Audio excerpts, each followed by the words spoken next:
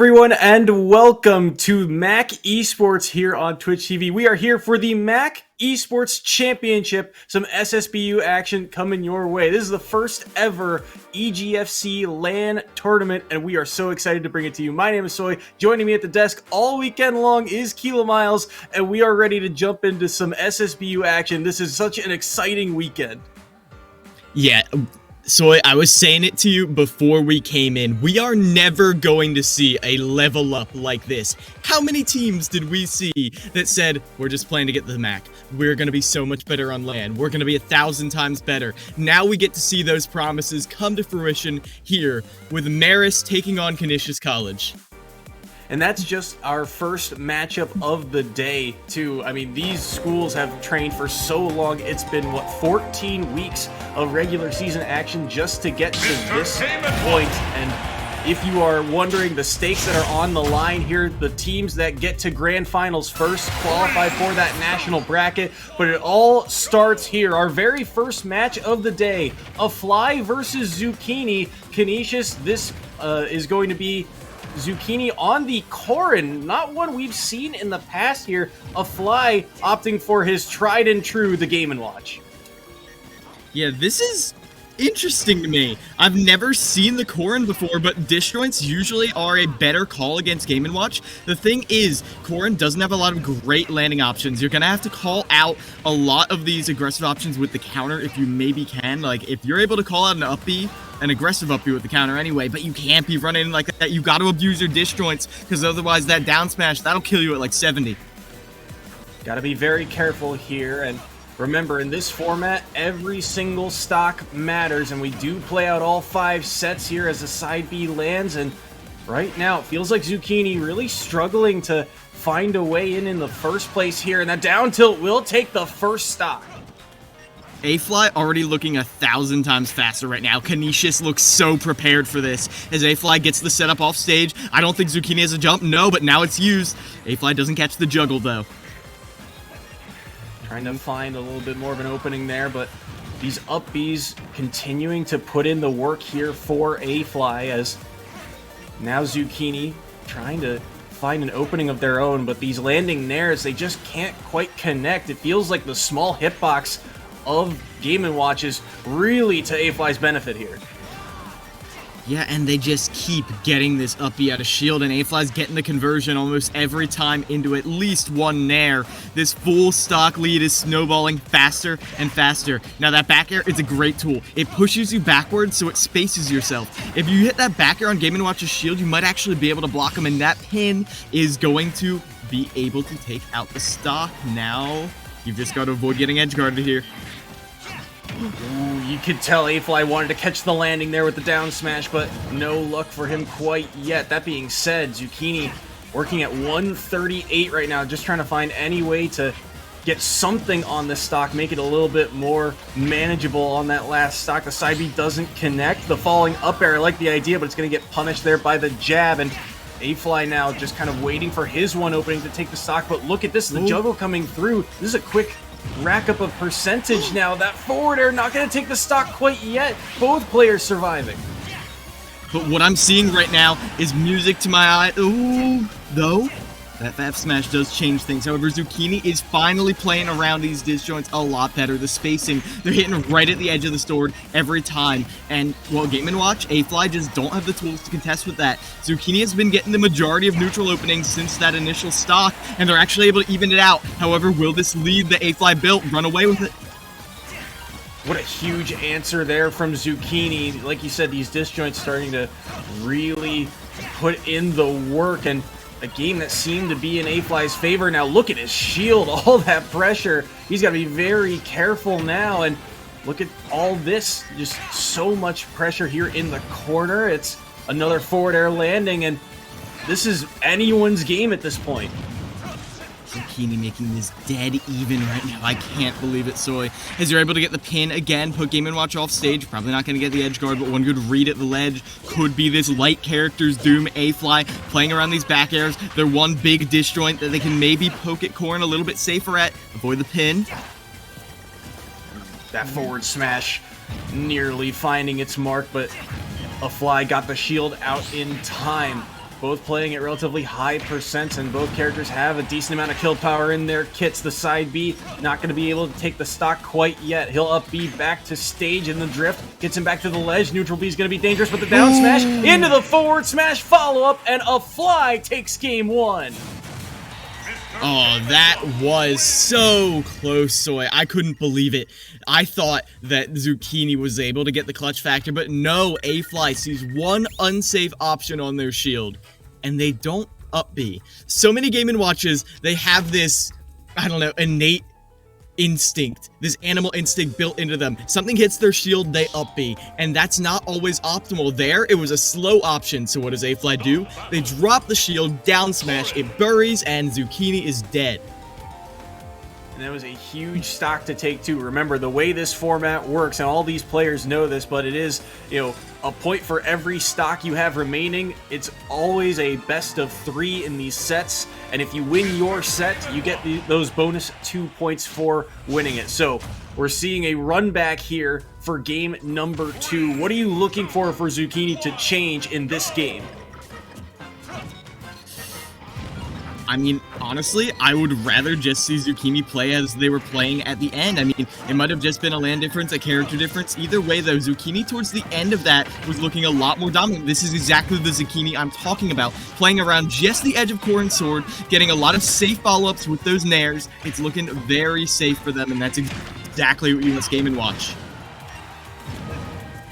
So far, the lead right now in Zucchini's favor, like the back air. That up B actually clipped.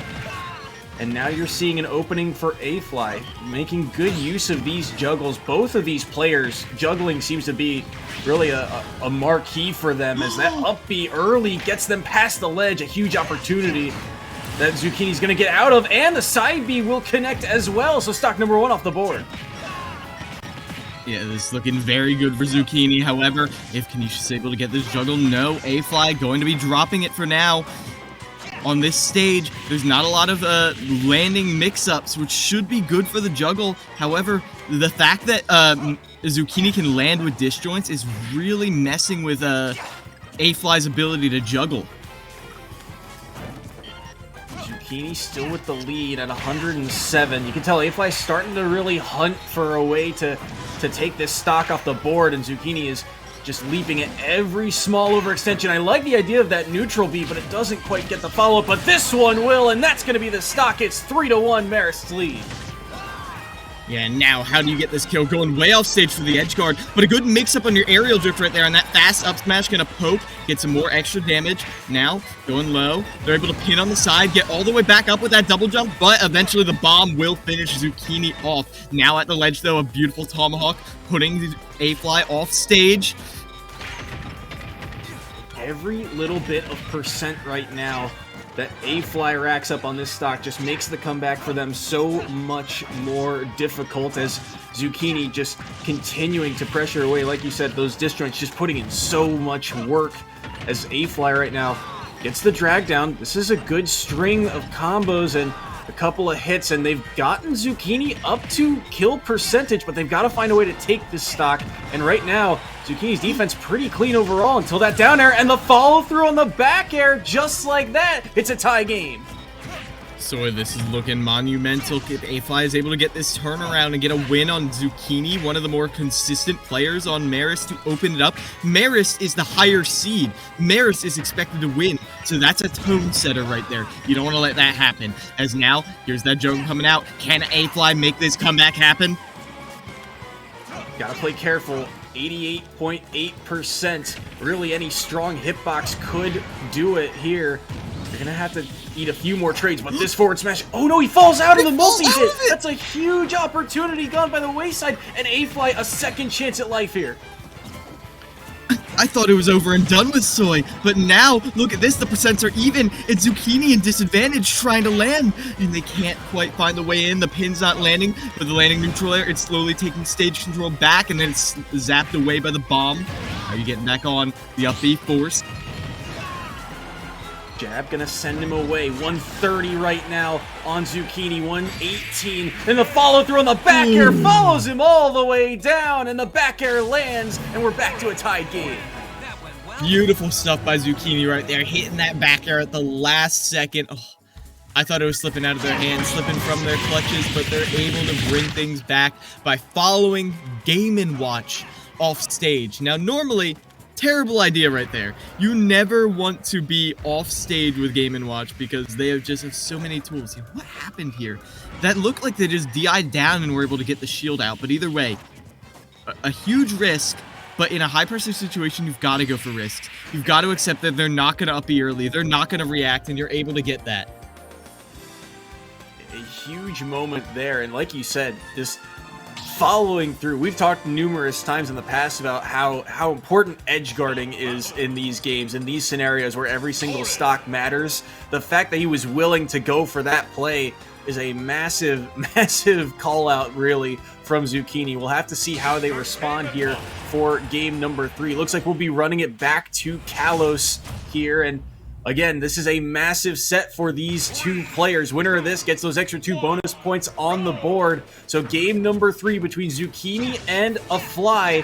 Here we go as we look at these two players one more time. These are two players that these teams really depend upon 4 points just overall in the set of things. And you know, when you look at Canisius' record overall, it's players like a Fly who have been kind of the difference maker. The weeks that they win, a Fly has a big performance. The weeks that Canisius has fallen apart, a Fly gets shut down. And Zucchini, I mean, he's one of the most experienced veterans of the scene, and he's showing why here with a huge early lead, 107 right now on a Fly, and continuing to work away at it with that upbeat. And making sure that A-Fly never feels safe. Never once. Because, like, they have that up B call out. That'll kill ridiculously early. They've got the pin to just stab through A-Fly's defenses. Overall, Zucchini is, again, setting the tone. But you gotta remember, this is how Game 2 started as well. Things even here after the exchange of stocks. Who's going to land their first combo here? Looked like Zucchini, but kind of that trump card of the up B landing. Weak hit of the forward smash there from a Fly, also connecting, and so the percent lead starts to go in Zucchini's favor, but a Fly, still a lot of work to be done. It feels like right now neither one can really land, you know, a full string of combos. It's just kind of 1 or 2 hits and done. They're both so good at getting out of disadvantage. Yeah, they are. And the one thing, though, is Zucchini's actually getting the extension, but that bucket being caught. That means if you use that neutral B one more time, Game & Watch is going to have a massive attack, but landing there, it's going to be parried. Right now, it's dead even. Chasing with that, but they're actually able to avoid the paralyze. Amazing stuff right there from A-Fly. Now, how do you get in? Oh no! Too far away to get the full punish. Oh, the early up B. This could be a punish, but he fades through the platform. That was a huge fast fall, and Zucchini gets out for the moment. This is a dangerous place for both characters to be at. A Fly is going to make it back in time, but he's at 124. How does he get off this ledge? So hard to approach right now. Good dash attack to get him out. The Nair follow-up. The back air to punish, though, and Marist has him on last stock. This is looking good for Zucchini. They're able to clutch it out last time, but you gotta remember A-Fly is not to be messed with. A-Fly was the one who almost brought it back, brought it to last hit, last stock, but right now they can't even find the landing, the disjoints every single time. The Nair has been the real winner here. One of the, honestly, best Nairs, best in the entire game. The way it lingers, the way it's disjointed, the way it covers above you. It's so difficult for Canisius to deal with. Fly right now. Oh, that's the roll, but he gets out of it once again. The multi-hit betraying Zucchini, and this is a huge chance for a Fly. Has to find this edge guard, but he can't do so. Has to find a way to take this stock to give himself a chance here. Trying to find this edge guard once again. The up B will connect, but it's not going to be enough. He'll up B back, but the dash attack will cover the ledge, and it's down to the last stocks. We've seen this work out before, but you're already off stage. One mistake, one right guess from Zucchini, and it's over! Just like that, with a full stock lead, Zucchini will finish off A-Fly, and that'll be Marist going up in points against Canisius College.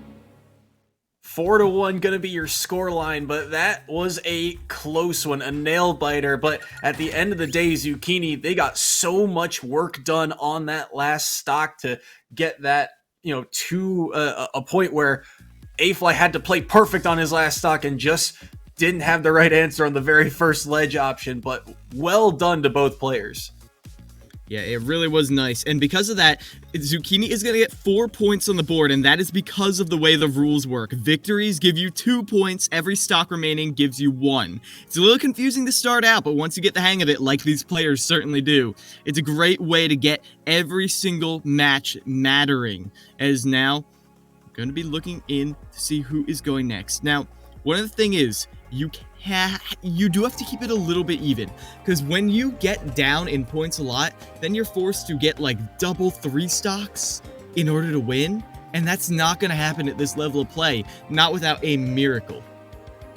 Yeah, it is very hard to come back in this type of format because of the way that it works. Really, the maximum amount of points you can earn is 8, whereas the minimum is 4. So if you're kind of in that range, it's doable. But as you just mentioned, those double 3 stocks are really going to be few and far between as expected, especially between these two schools. The number 3 overall seed entering this tournament in Marist and number 6 on the side of Canisius College. These two are two teams that have gone back and forth. And a little bit of history for you. Canisius, in terms of MAAC playoffs, they have only ever lost to the Red Foxes. It has been that close between these two schools all of the time. Even way back in Season 1, when Canisius was the number 1 overall seed, they ended up losing to Marist in the semifinals. So Canisius, if they are going to win this one, they have to overcome their bracket demons in the boys from Poughkeepsie. Yeah, I mean, you have the history right there, and that explains what we just saw. Did you see how prepared A-Fly looked? Even with an unfamiliar character, they were ready with all of Zucchini's. A-Fly putting on a show, and that to me shows that Canisius has been studying. They've been preparing every frame, every move that Zucchini throws out. They have it written down in some little book somewhere, and they're trying to use that to leverage their advantage, get some points on the board. But even then, they weren't able to last against Zucchini's clutch factor. So we're getting word about the next set of players being locked in. Marist looks like they'll be sending in Relax for their team. Relax, one of the newer players to this roster, but we saw time and time again, this Greninja looked very, very clean in online play. And on the flip side, we saw or at least being locked in for the side of Canisius, it's McCole Rising, who we've seen exclusively go Nest to this point. So I'm curious to see if they've got a kind of switch up coming for us. No, I think they're sticking to these characters. Both those characters, I mean, Lucas in particular, are very similar to the Nest. So I'm fairly certain they're going to be on their mains, because why wouldn't you be? You've got to take this event seriously. As, again, Miko Rising is one of the more promising new players here in the spring season for Canisius. They've had a lot of good performances. They come into the anchor sometimes, but they have been kind of stalled out online as of late. We'll see if they're able to bring their explosive, up B-centric playstyle here. We'll have to see. McCole Rising, too, we mentioned how we didn't get to see them throughout the fall split. They spent a semester abroad, but you look at Season 2 and their performance, they really had kind of a breakout season, so there's a lot of expectations coming in for McCole Rising entering this tournament. We already talked a little bit about Relax overall, and being a new player to this roster, really, Marist, overall, some of the new players they added to this roster have made this team so dangerous. Players like Relax, players like Chimmy. Coldface even as well has had kind of a breakout season for Marist, and adding that depth to the roster, a roster that was already very talented, it just makes this Red Fox team so much more threatening. I agree, and one thing I've got to keep my eyes on is how Relax performs. Greninja is one character in particular that is so tough online because of how the buffer system messes up with his confirms. Down tilt, dash tap, or down tilt forward air, down air, or dash tech forward air, they're all frame perfect when you're trying to get a full hop, and oftentimes that's not enough. So here on Final Destination, it's going to be up to Relax to show if they're getting that land buff. You're starting to see some combos here from Relax. Lands that drag down into the forward smash at the end, but dangerous play there, and McCole Rising will be able to get back to stage. Final Destination, a very pivotal site. We've talked about it in the past, how dangerous it can be in the forward air. Sweet spot lands, and it's a first early stock for Relax. Juggling with a forward air? Are you kidding me, Relax? They're feeling themselves. Between that jab lock setup and that finisher right there, Relax is looking like a different beast. However, you cannot underestimate Miko Rising, as here they are, trying to pressure out Relax. Gotta be very careful here. That up B will land. And Ness has a surprising amount of kill power in their kit, so this Greninja at 92, not necessarily safe. They're gonna have to worry about a couple of these stronger hitboxes, but so far avoiding a lot of them. That up tilt lands, that up B trades, and the back airs from McCole Rising won't find their mark. The back throw is so close, but it's not gonna be enough. Great DI, and he gets the get up attack to beat out the forward smash. Relax, surviving at these high percents is clutch. Yeah, and one thing I'm noticing is Miko Rising has always been so good at using the up B to juggle and off stage. However, it feels like Relax is so prepared to get these follow-ups, to get these punishes on that up B. They're trading with it every time and then punishing Miko Rising for even daring to go for it. But that disjoint on the back air is going to save Miko Rising's stock. Put him at disadvantage, and that counter is going to be hard punished with another back air. You like the idea to go for the counter there, but just pulled the trigger maybe a little bit too early, and McCole Rising getting the strong hitbox of that back air to clean up the first stock, but still a lot of work to be done here. They're at 95 and starting to find their first combos here. Look at a quick 55. They wanted the spike. I love the idea, but the down tilt not going to get followed up into the up smash. Oh, but a catch on the landing.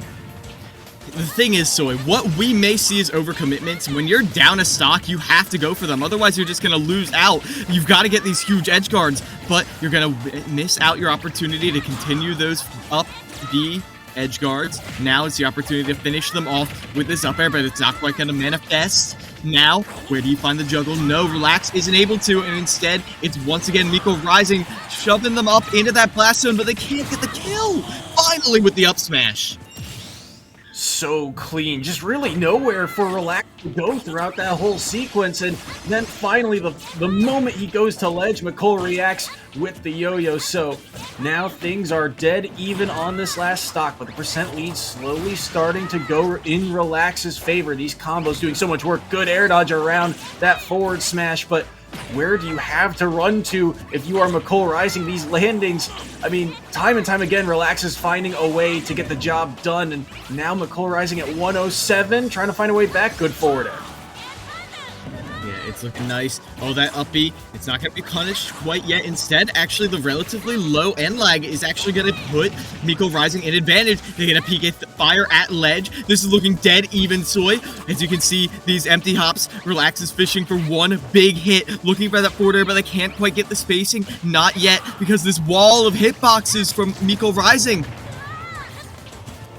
Both are at kill percentage. All it's going to take is one strong hit, and the down tilt lands, which means an instant follow-up into the forward air, and it's Relax taking game one.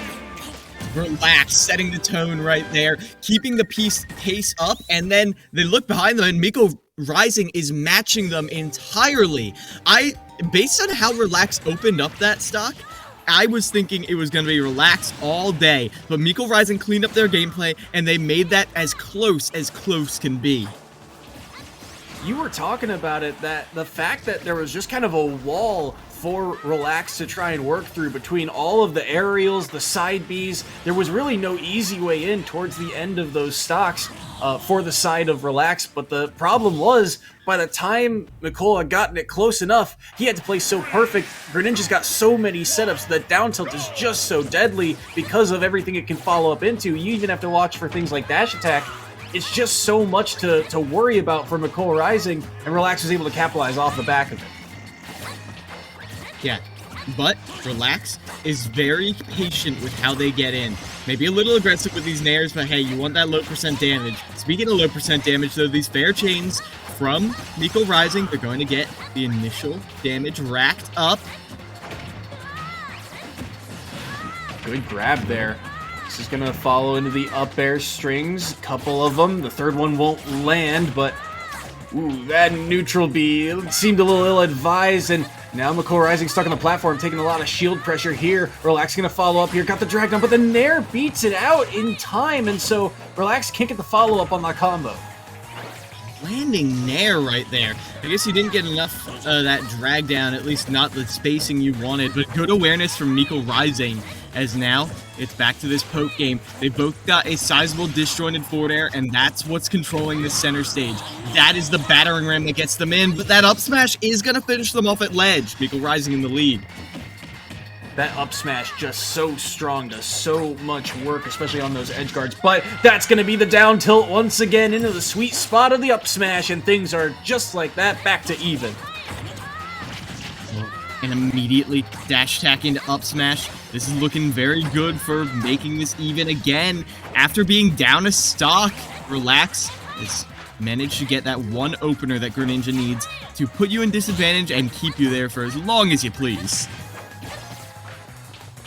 Good Nair right there, and now McCall Rising trying to find a way to answer here. I like the idea to use that bat as the reflector. That's a dangerous landing, but he gets away with it for the moment. Can't reflect the second one, though, and so now McCall Rising really liking the use of this forward air, even into things like what you just saw, the drag down into that forward throw. Have to watch for that as this set continues on, but Relax is the one kind of in the driver's seat right now with McCall Rising at 104. He'll find the landing once again. The forward smash connects, and McCall Rising's on his last stock. Relax just needs some firms. However, out of the PK Fire, that is so much damage. I think they got like 40% out of that. Just one PK Fire landing. Now, you're able to get that get attack. Get yourself off ledge. How do you find this opening? You've got to avoid these disjointed dash attacks. This is one of their favorite overshoot options, but when the up B is, or the up smash is out, you cannot get that up B. That second back air could have been dangerous, but it does not connect, and this is a chance for McCall Rising. Chance to edge guard. Up B doesn't connect, the rocket will get him away, and no chance really to punish for the side of Relax. Nair, ooh, wanted the drag down, but couldn't find it. And once again, a dangerous spot for McCall Rising to be in. How does he get back to stage? How does he get a chance to find his combos here? Relax, playing so good defensively. They're able to get a nice initial starter. However, you're going to need more than that as that Nair comes out. Canisius pressuring McCall Rising. They just want this drag down into a grab. They want to put Relax off stage where they know they can exploit Greninja's lack of hitbox recovery. However, now you've got to land. Catching these landings has been the name of the game right now. Another grab, forward throw off stage. Neutral B not going to connect. The flood going to make it a difficult spot for McCall Rising, but he'll be able to grab the ledge. How does he get back? The back hit of the up smash connects, but it's not going to be a strong enough hitbox to get the stock quite yet. Aggressive landing forward airs from McCall Rising. He'll find a dash attack, and now at 70%, Relax is going to have to play a little safer, but no shot, he says. Run up forward smash takes the game. Oh, you want Relax to play safe? Safe, you said? Nah. They're there for the kill. Going right in there. As soon as they saw that PK flash, they're like, wait, I'm a fast faller. Let me just fall fast and run in there and get the stock. And that's exactly what Relax did. Beautiful stuff right there. And overall, very clean confirms. That opening combo we saw overall, I think that was like one of the highlights. But the fact they were consistently able to hit these confirms, that is what I am talking about when I say Greninja and Relax in, right in tow, get a massive buff when you go on LAN. It's so scary, too, because we know that this Marist team, they've got two Greninjas on this roster that do a lot of the same things, right? The bread and butter combos, things like that drag down up air are so clean for both of them, but also you're seeing just time and time again, Relax was so clean on catching landings. He read McCall Rising's movement so frequently when he was in disadvantage, and when you have that many chances in the first place, you're just asking for trouble if you're Canisius in that point. Yeah. Is right now the MAAC Athletic Conference, MAAC Esports is looking so good, presented by EGF. I mean, this is what we've been building to, Soy. Every single time. I'm so excited to see the rest of this. No, absolutely. And once again, the set victory there for the side of Relax and Marist gets those extra 2 bonus points on the board. So now your score line, I believe it is 8-1 overall because McCole Rising could not find a game. It is a 7-point differential, and now you're getting into that danger territory. Like we said, maximum amount of points a player can earn is 8, and with a 7-point difference, if this set doesn't go in Canisius's favor, well, it's going to be a very, very long road for a comeback for the side of Canisius, which is why I believe we're getting word that they're sending in their team captain, Flapjack, going in for the side of Canisius. Flapjack is one of these players that he's been around since Season 1, and he has been very, very strong. Really, his breakout season was last year, had a very strong record. He was 8-7 and was, getting numerous clutch victories, and this season at 8-4, he has kind of been the figurehead of this team. We'll have to see how he does here in this third slot. He'll be going up against Absol for the side of Marist. And Absol is a player that we've seen play a couple of different characters, but he is another kind of veteran of this Red Fox team. Yeah, these two players definitely played a bunch before. However, what you've got to consider, Flapjack is looking on fire right now. Yes. Oh yeah. So this we are right now.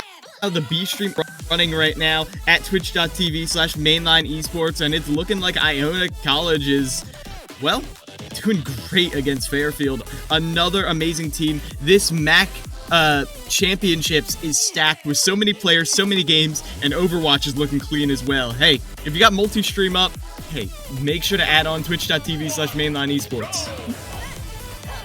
This MAAC championship also brought to you by the Showboat Hotel here as we get ready for, this is the button check that you're seeing between Absol and Flapjack, respectively, for Marist and Canisius. Flapjack, the Crom you're seeing on screen, and it seems that Absol for now is opting for the Palutena, and this is an interesting one. I don't think we've seen Absol's Palutena all season long. He's typically been going with characters like Pokemon Trainer in the past, I think mostly. We've also seen Roy, I believe, a little bit in terms of online play. So the Palutena, I think a newer one to the docket, but certainly one that I believe is very practiced.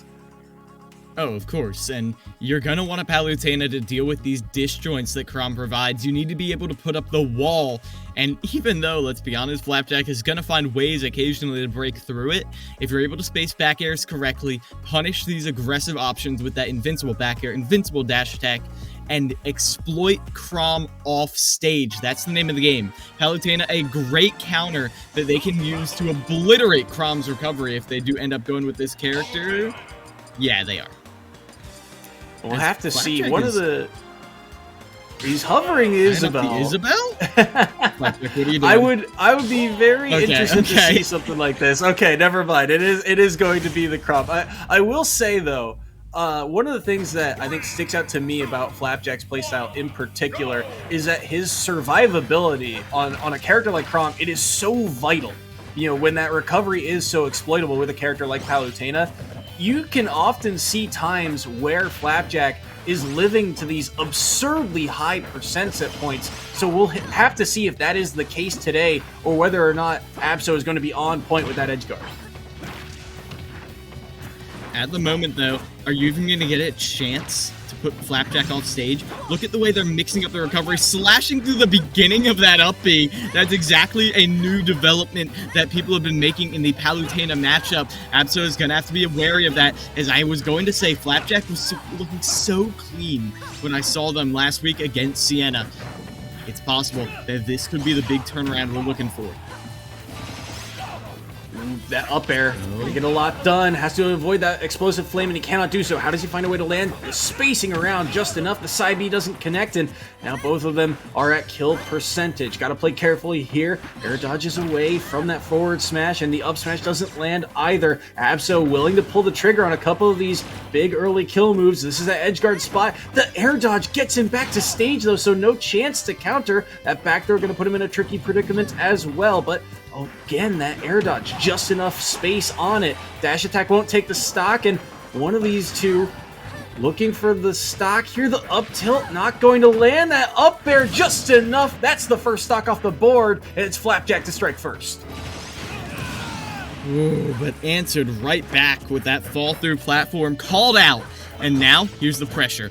This is one of the things Chrom is best at, pressuring your shield and then making you like the shield and then punish what they do afterwards. It's what every character does, but Chrom is especially adept at it with good range and fast moves. Early up B there from Abso to get back to stage, and now the pressure's on. The forward smash is going to land. This should be the stock. That up B's not get there in time, and all of the sudden, it is a complete reversal. Flapjack has to come back basically 2 full stocks now if he wants to bring this one back. And now we're pretty much on Final Destination. Flapjack gonna have to hit one heck of a combo if you're going to turn this around, but good DI away right there, not falling into the trap that is jab forward smash. Instead, the back air gonna catch them. This platform going to aid Chrom in the ledge trap right now. How are you gonna get the follow-up? That forward tilt was so clean, but there it is again, and it is going to find a way to take the stock. Only 27%, so that stock in particular for Flapjack, very clean. Does he find a way to answer back once again? But Abso, not going to make it any easier. These forward airs, these nairs, going to be doing a lot of work. How does Flapjack find a way in? He's already at 55, but a grab, looking for a read here, gets the forward tilt on the platform. Abso will be able to make it back to stage.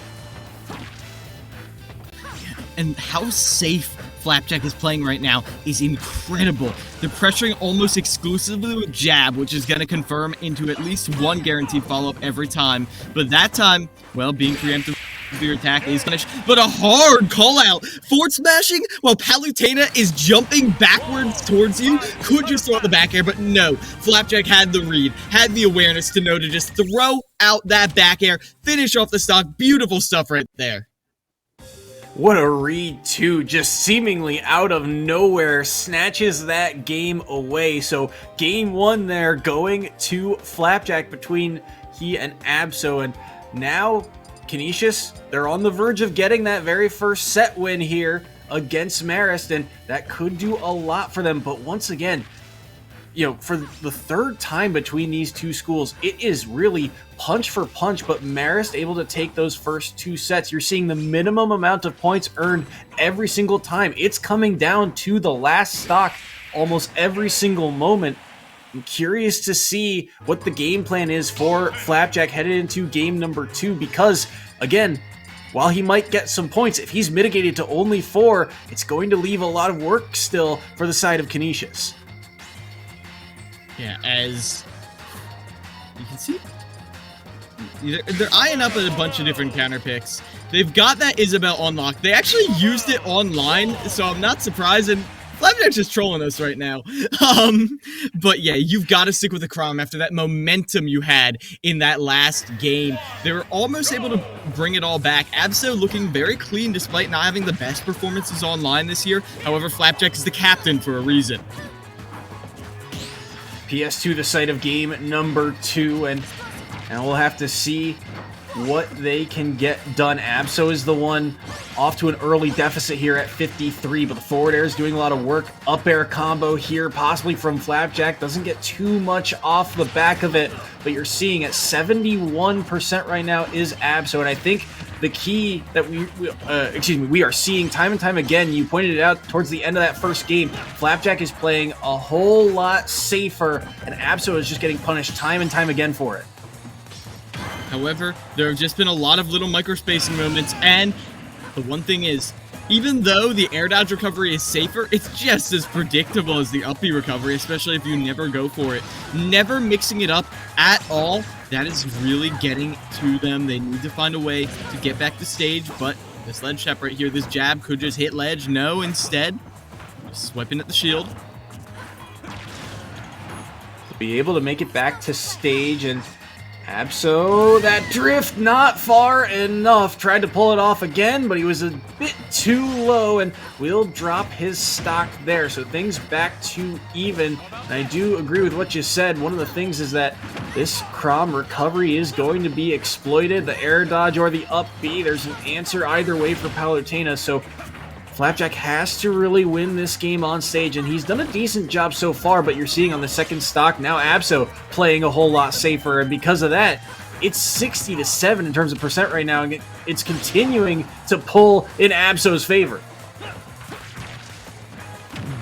Nice jump call out right there, though. Maybe a start, but no, instead, the ledge trapping comes out. That standing grab so oppressive, and there it is. See, that up B, even though they tried to punish it, they weren't quite able to get it, and now they try to extend with that side B in the air. Right now, it's looking clean, but Flapjack isn't going to get any more than a little bit of a string. 151 right now on Flapjack stock. He's got to try and get something done, but there's just so much kill power in this kit. The back air, the strong hitbox lands, and now it's Flapjack on his last stock here in game number 2. With the drag down right there, though. Flapjack, it's their opportunity to bring things back. But that landing back air, again, look at this. You don't want to overcommit against Palu because you know if you're 1 pixel off, you're just going to get stuffed out by these oppressive aerials. You know a character is good when there is massive debate about which is her best aerial. Not which is bad, no, all of them could be her best.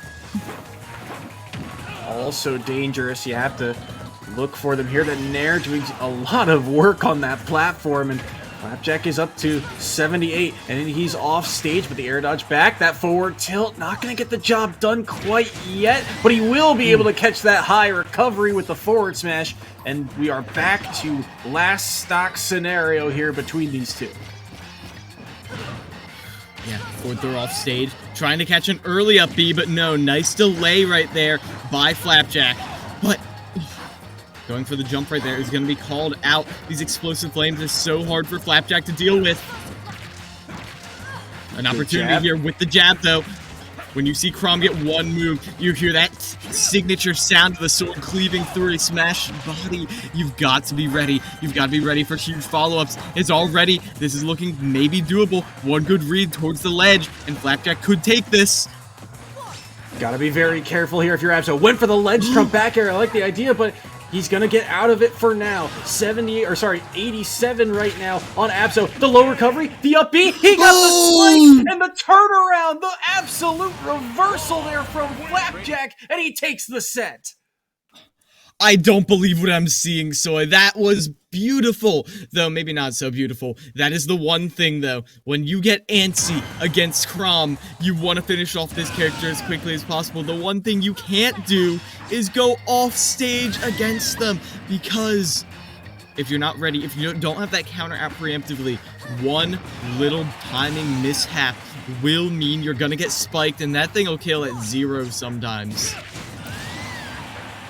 What a turnaround, and again, a game that seemed fully in Absol's favor. Flapjack snipes it back seemingly from the clutches of defeat there to get that up B, and that's, I think, the second time in a row we've seen Flapjack in the playoffs steal a game away, really, using that up B, reminiscent of the very first EGF season where Flapjack, I believe he was playing against a member of Sienna, was able to take that first set. But either way, Flapjack gets some points on the board for the side of Canisius, so they pull back to within 1 set. So now the pace is really dictated once again by this next set. It's going to mean, depending on how the points play out here, it's either going to be one of those cases where you need a 3 stock in order to come back, or it will all come down to whoever wins that 5th and final set. Curious to see who these teams send in. Looks like Canisius is opting for E-Dog. E-Dog is a player that was new as of Season 1, but it's now Season 3. He is a grizzled veteran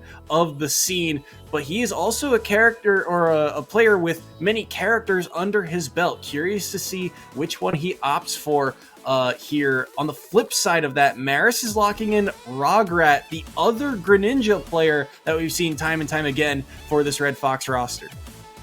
Yeah, the OG right there. I mean, the Rograt Greninja in the EGF Greninja. However, Relax has been on the come up recently. There's a little bit of talk like, hey, is Relax better? But here on offline, this is where they practice. This is where Marist was the first team I talked to when I was doing the preseason interviews that was like, we are playing to get to the MAAC. We are here to win the MAAC. That is what they're here for. That is their time to shine. And they're showing why they are so confident in that. Rograt, an opportunity here to make good on that promise. We'll have to see. Marist, in the very first season of the EGF, they were in the grand finals going up against Siena in that grand final matchup, and it was players like Rograt who stepped up in a big way, especially in that set versus Canisius. They were the ones, getting those big points on the board that helped them secure that first victory in that very first season. So we'll have to see if history can repeat itself here. E-Dogs opting for the Greninja Ditto here. This is an interesting one. I don't think we've seen the Greninja online, or maybe once or twice so far this season. So we'll have to see how they do against the OG, as we've said, of the Greninjas here at the EGF. This is just speculation, but two very good Greninjas on Marist. You did the math for me right there. It does feel like this is something that Rograt should be prepared for. However, it's a different style that can definitely mix you up, as at the moment, it does look like E-Dog has the advantage for Canisius, but then that jab lock at ledge turned things around. It's a very swingy matchup on a hit and run character like this. Early lead starting to dissipate a whole lot now, and now it is E-Dog at the high percentage, 78, and Greninja typically on the lighter side of the cast. A sweet spot could do it, and there it is. Caught the landing on the air dodge, the down tilt into the up smash, and E-Dog drops the first stock. Very nice right now, as after that initial opener, Rograt cleaned up their gameplay. They found the confirms outspacing in these micro situations. Now they use these water shurikens to bait out jumps, so they're already controlling E-Dog's movement just a bit, but you can't do that while you're above them. No follow-up there from E-Dog on that quick attack, and oh my goodness, the jab resets there. That was a clutch side B from E-Dog to get back to stage, but again, Rograt playing very carefully overall. He's at 91, and he's already got E-Dog up to 70%. Stringing together some nairs, won't get any clean follow-ups there. The smash attacks won't hit, and so back into neutral they go with these water shurikens. Both playing at high percents. I love the side B there from E-Dog once again. That seems to be one of the marquee moves for him as this goes on, but there's that nair into the forward air, and Rograt can't clean up the stock. But both playing around these high percents. There's the up smash from E-Dog, and stocks are back to even. But what can he get done here with his stock almost being gone here? 114, feels like he's working on borrowed time. One edge guard situation, and you could be racking up massive ledge trapping damage, but no, instead you get that up throw, up air. You're able to actually keep them above you. Rograt is actually in disadvantage. They can't get there. The up B. The side B is interrupted with a jab, just like that. This is looking more and more even. Right now, Rograt can't get a way in. They're being poked out, prodded with these forward tilts. You're not able to get in, but Rograt, oh my word, what a call out. What a heavy, heavy read there. And now the counter up. Oh my goodness, the angled up counter there. So smart to take that stock, and just like that, punch for punch between these two, and now it all comes down to this last stock for these two players on this very first game. 67 right now on E-Dog, and Rograt has him on the platform, but can't get much afterwards, but still continuing to just chip away at this percentage. 90 right now on the side of E-Dog. Here's his chance at a combo, but he can't get the drag down on that up air. You can tell he wants to try and even this thing back up, but it is Rograt who is playing so clean defensively right now. Oh, this drag down right there, but you don't get the tech chase. Unfortunate right there, as now gives E-Dog one more time to shine. We saw what they can do with that on the second stock. All they need is one good thing, but they're not able to get it quite yet. Instead, they're pressured in the corner right there, but the roll through F smash puts them at ledge. The jump called out. The side B not going to make it on. This is a dangerous spot, 71%. Again, those sweet spots, they do so much damage. E-Dog is really one combo away from also being potentially able to ice this thing, but he's at 123, he's off stage. That's an early up B. The down smash, not going to be able to take the stock quite yet. The side B will buy him some time, but the flood pushes him away, and that's game one going to Rograt. That water spout right there has been so crucial in making sure that they can never recover correctly, because Greninja a tremendous amount of control over his recovery, but that's more of a curse than a blessed scenario, because that means you are not ready for where you're going to end up after you get caught by one little readjustment thanks to that water spout. And I do like what we're seeing from both players. I mean, Dittos are always interesting to see, which characters or which, styles, variations, how they work intricately against each other. But what really stuck out to me, I think, overall in that match in particular, E-Dog's use of side B in particular in that set. You saw he wanted to use that side B kind of as a combo finisher or as even a neutral breaker more times than not. But you saw Rograt really couldn't land any side Bs even when he was trying to, get back to stage. But it did not matter in the end as Rograt, the combos for him were just so clean. Numerous times getting jab resets, finding drag down up airs. Those are kind of the bread and butter things that this, Rograt's Greninja is doing so well. Whereas on the counter side, the combo finishers you're seeing time and time again, just E-Dog is not afraid to kind of pull the trigger very early on those combos. Yeah, overall, I feel like E-Dog could be maybe getting a little cleaner, as already this is going back and forth. The use of these counters, you don't usually see that a lot, but Greninjas love that counter because of the way it lets you choose which direction you're sending your opponent. 107 to 88 right now. It's Rograt in the lead, two side Bs, and now a dangerous spot. This is going to be the down smash, and that will clean up stock number one. Another clean edge guard thanks to that up B.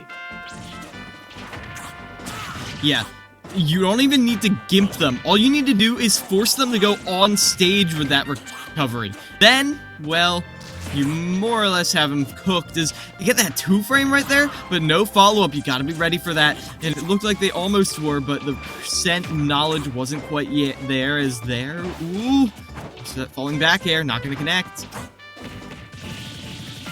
Continuing to just chip away at this percent is Rograt. Even the neutral B connects. That side B won't be able to land quite yet. He'll have enough fade to get back to the ledge, and Rograt nearly up a full stock here.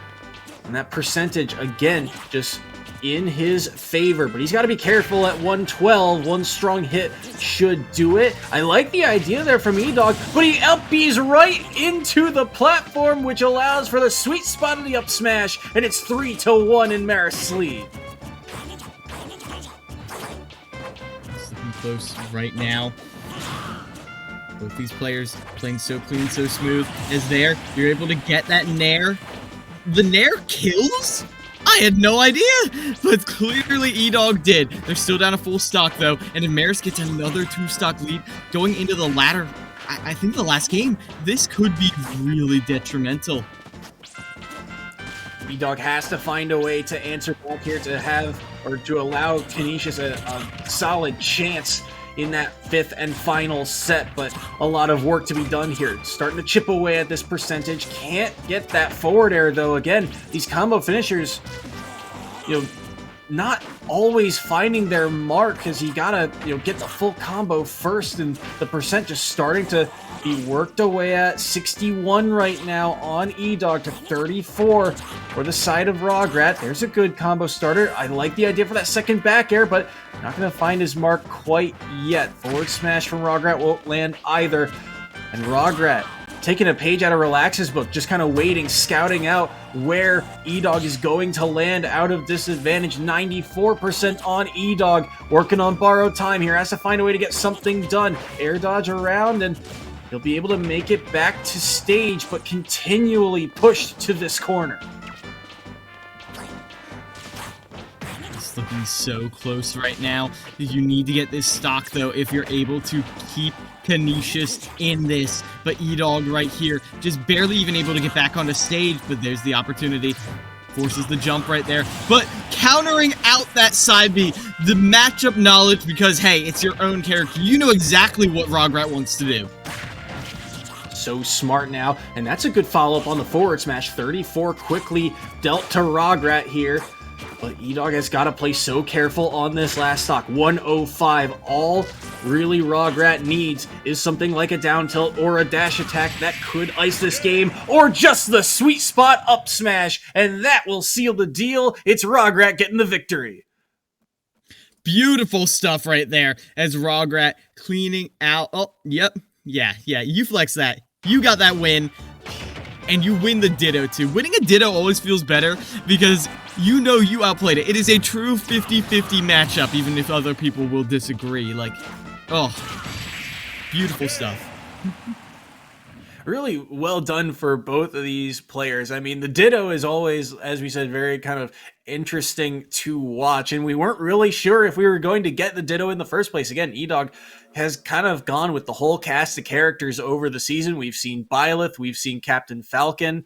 I think the majority has been onto those two characters specifically, even Bowser in the past as well. So the Greninja, with the few appearances we've seen, we weren't sure if we were going to get this Ditto, and it was very interesting. It was very close for a time, but I think overall, just the fact that Rograt's combo game was just so clean, and again, taking a page out of Relax's book, the number of times E-Dog was in disadvantage, you started to get a feel, started to get a read for how, what E-Dog wanted to do to try and get his way back into that game, and that allowed him to seal the deal. And now we have two heavy hitters come in. From the side of Marist, we have a Luke, most likely running the Sephiroth, though, let's be honest, no one has been playing the characters we've been expecting to. Everyone's got different land names, so who knows, maybe the Sephiroth was just a Wi-Fi fantasy, but they're going up against Weebson. And on a character as specific as Dark Pit, I have to assume that's what they're sticking to, and the one thing I have to call out for Weebson, they looked so nice the other week on that Dark Pit. Their edge guards were perfect. They were stealing away stocks I did not think were possible to take. Yeah, Weebson, he has been a player to watch really for Canisius this season. He has been kind of the go-to guy in very difficult scenarios, and we'll have to see if he's got another clutch moment in him for the side of Canisius, as they are, staring down the barrel of defeat here in the very first round, as Marist really all they need is one stock out of Luke, and if there's one thing Luke is good at, it is taking stocks. This Sephiroth, even the Cloud we've seen in the past, has been very, very strong. Luke is one of the guys on this roster that you just have to kind of watch out for because of the explosive performances we've seen from him in the past. Yeah, and I mean, one of Dark Pit's main advantages is the fact that even though they don't have the best follow-ups, the best combos, they do have Disjoint. You know who else has Disjoint? Sephiroth. Sephiroth and Cloud, for that matter. Luke 7-4 on the season. Weebson, again, been tasked with a lot this season. I believe he is, that Dark Pit you're seeing on screen. 4-9 overall this season, but he is going to be one of the players to watch for years to come for this Canisius roster. And here he is in the final set here between Marist and Canisius. 5-12. He can only afford to drop a stock here against Luke. We'll have to see if he's got it in him here. Off to an early start for both of these teams, relatively even. And the one thing I can think of right off the bat here, the use of those arrows. Weebson makes very good utilization of those neutral Bs, but you're seeing Luke well aware of that and not allowing Weebson any space to work with. Perfectly timed air dodge to get back, but just trying to approach with these drift in forward airs is called out, as there you go, the spike right there. That is one thing we're going to be seeing a lot more offline. So many hard call out edge guards, because you're actually able to react to exactly when they're vulnerable. That is the stock they needed, and a commanding one at that. Gotta feel good about starting off your day with a spike like that one. Only 41% on Luke, 49 right now on Weebson. Gotta find a way to get something done, but the grab into the up air in the combo game right now for Luke. Very clean. We were talking about those disjoints earlier, and Luke making very good utilization of the fact that his disjoint is a whole lot longer than this Dark Pit's. Yeah, and I really hate to boil down matchups to characters instead of players, but just look how often these forward airs are just invalidated by Sephiroth. I mean, I know Weebson is amazing, I know they're a standout player, but oftentimes they don't get to play because of how well Luke is spacing every single little blow as they go for that aggressive up B towards the ledge, and the up smash callout doesn't hit either, but after a whiffed grab, Sephiroth gets one of their own, and Luke puts Weebson off stage. Down Bs, and I think what you're kind of seeing now time and time again, because of these forward airs being so threatening for Weebson, it almost feels like he has to burn a defensive option first. He has to either shield or use the down B or something to block that first initial strike, and then he has his chance, but it gives Luke that extra second to react, so it's almost a mind game of what are you going to do here first, and then try and follow up off the back of it as that up tilt from Luke takes the stock. That's 2 off the board, and now Weebson staring down the barrel of a 3 stock, but he's got Luke up to a high percent. Does he find a way to break through this neutral and find the strong hitbox? There it is, but he's not going to take the stock quite yet. I was waiting to see when he would pull the trigger on something like that side B, but it doesn't come to fruition quite yet. Now, good high recovery with that electroshock, an opportunity for a ledge trap. That forward throw not going to kill Sephiroth quite yet, even as light as he is. Oh, avoiding that counter though, very intelligent right there, as Sephiroth still holds onto this one wing, even 3 stocks ahead. What a good comeback mechanic is there you go. You get the rapid jab roll through. The rapid jab will eventually finish them off, but you still down so much. 93% right now, but the solid hit of the back air seals the deal, put 2 points on the board for Marist, and that is going to be it for round number 1. Marist will get the win. We will play out this set because it is the very first round of this MAAC tournament, but Luke is on point right now in this very 5th and final set between these two schools. Man, Luke showing how powerful they can be when they have access to all of their tools, all of their reactions. You saw that initial spike as soon as Weebson did one unsafe thing near the edge. They were completely ready for it. Luke looking like a different beast right now, and I can't wait to see what else they do here. But Weebson did have some moments of brilliance poking at them, but the issue is how many opportunities do you have to get those moments, to get those clips, when you're only landing like one move for every like 6 or 7 that Luke is, and that's just the nature of your character, you know what I mean? Yeah, no, absolutely. It's one of those cases where, you know, you can tell time and time again he's trying to break through this neutral. You saw how many times that forward air just did so much work, the back air as well. When you are being, you know, outspaced by those disjoints, it makes your job a whole lot tougher because, like you said, that's what Dark Pit can kind of thrive off of, is the fact that he's got that disjoint, he's got that reach. But when you're being outreached by a character, you're seeing time and time again he has to burn a defensive option, he has to shield, he has to down B, he has to do something, and it gives Luke an extra second to react because there's defensive option number 1, and then you know immediately he's going to try and approach off the back of it, but a dangerous spot here for Weebson to be in here on Kalos for game number 2. The one advantage afforded to Weebson is the fact that they can mix up when they recover thanks to their multiple jumps. That's like let them avoid early kills thanks to that up B. However, the callouts on ledge, that up smash, in general, these just spacing across the entire stage, it's just a solid wall of hitboxes you need to get through, and usually that's what Pit does against characters with no disjoint, but not this time. Trying to get a follow-up here on that platform, but Luke will be able to escape. Percent in Weebson's favor. Wants this edge guard, won't be able to find it. He'll Ooh, interesting. We haven't seen that kind of recovery option. He'll grab the ledge and side B back, in the trade actually ends up going in his favor, but only for a moment. The sweet spot of the forward air doesn't land, and Luke on the chase down right now with these forward airs, and the forward tilt catching him right before he snaps to the ledge, and the first stock goes in Marist's favor.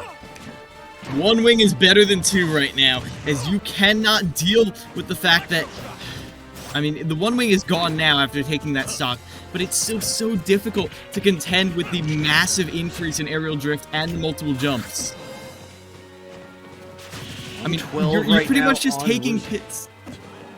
You're just taking bits at best attributes.